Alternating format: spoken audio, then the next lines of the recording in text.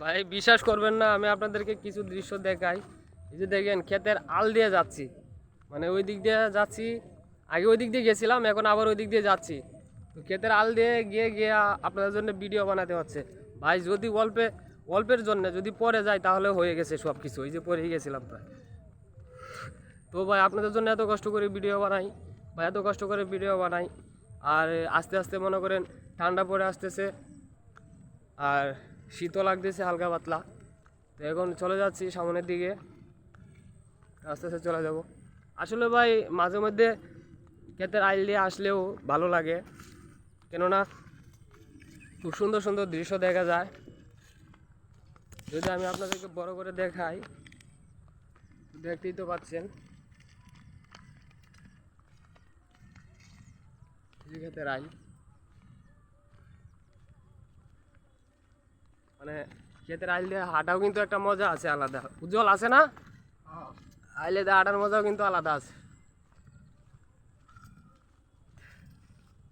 আমরা ঠিক আছি হাওয়ারের মাঝখানে ভাই, দেখেন আশেপাশে কোনো ঘর বাড়ি নাই বললেই চলে। ওই যে দূরে দেখা যায়, কিন্তু এখান থেকে কাছে দেখা গেলেও দূরে, অনেক দূরে যাওয়াটা মুশকিল। এদিক দিয়ে পানি যাওয়া যাবে না।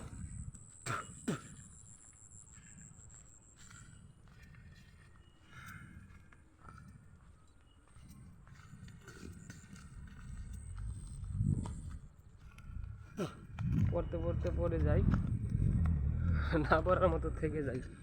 এই যে আমার আপনার সকলের ঐতিহ্য, এটা আমরা ওইটা ঐতিহ্য বলতে পারি, এখনো পর্যন্ত আছে। এখন তো মনে করেন চারিদিক দিয়ে মোটর আর মোটর, কারেন্ট থাকার কারণে মনে করেন মোটর দিয়ে পানি তোলে। এই মেশিনগুলো আমরা দেখতে পাই না, মেশিনটা ঢাকা। তো এগুলো দিয়ে মূলত আমরা আগে পানি তুলতাম নিচ থেকে ফসল করার জন্যে।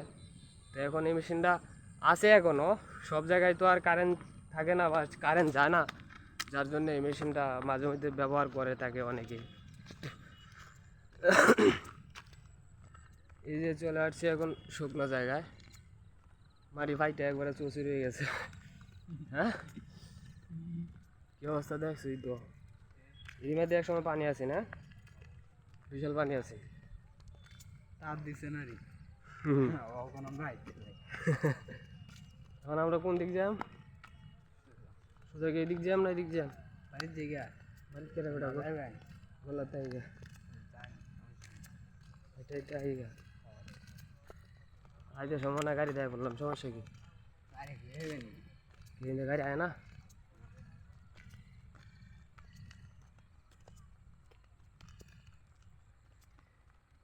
তুমি আমার মনের মানুষ বন্ধু, তুমি হইলাই না।